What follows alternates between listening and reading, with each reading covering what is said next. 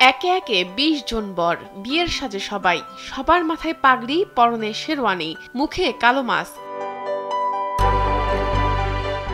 এভাবেই বর সেজে একসঙ্গে বের হন সবাই। তাদের মধ্যে কেউ প্রাইভেট কারে, আবার কেউ বা মোটরসাইকেলে। সবার লক্ষ্য নির্দিষ্ট একটি বিয়েবাড়ি, যেখানে অপেক্ষা করছেন একজন মাত্র কনে। বরযাত্রী নিয়ে ২০ জন বরই বাড়ির গেটে উপস্থিত। কে আসল বর সেটি না বুঝে গেট আটকাতেই বিপাকে পড়ে কনেপক্ষ। এমন ব্যতিক্রমী খবর ছড়িয়ে পড়ে চারপাশে, আর তা দেখতে বিয়ে বাড়িতে হাজির হয় এলাকার শত শত উৎসুক জনতা। আসল বর কে সেটি বুঝতে না পেরে বিড়ম্বনায় পড়েন অনেকেই। কিশোরগঞ্জের ভৈরব উপজেলার গোছামারা গ্রামে শুক্রবার বিকেলে ঘটে এমন অদ্ভুত ঘটনা। একটা এখানে ২০ জন বর নিয়ে আসছেন, কিন্তু একটি বর চিনা অনেক বড়ই ব্যাপার স্যাপার ছিল।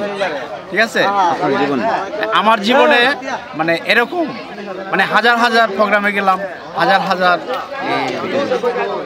প্রোগ্রাম করলাম, কিন্তু এরকম ব্যতিক্রম প্রোগ্রাম আমি দেখি নাই।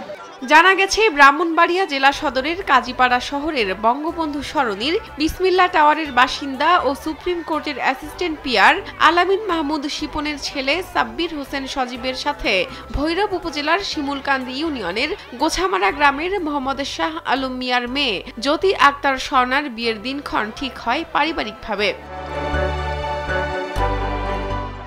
বরের বাবা আলামিন মাহমুদ শিপন কালবেলাকে জানান, বিয়ের অনুষ্ঠানে মানুষ বিভিন্নভাবে আনন্দ নিয়ে থাকে, এজন্যই তার ইচ্ছা ছিল ব্যতিক্রমী কিছু করার। এমন আয়োজনে বরযাত্রী ও কনে পক্ষের সবাই অনেক আনন্দিত।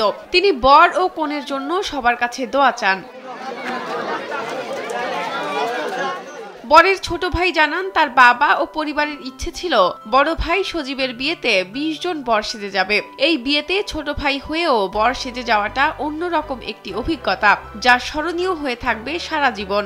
আব্বুর স্বপ্ন ছিল আমার বড় ভাইকে বিয়ে করাবে। আমরা এখন যাচ্ছি আমার সব বন্ধু বান্ধবকে নিয়ে, আমরা এক বধূর ২০ বর। স্থানীয় বাসিন্দারা জানান, এক বিয়েতে ২০ জন বর আগে কখনো দেখেননি।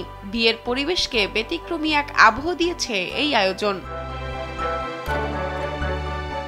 শাহনাজ পারভীন, কালবেলা।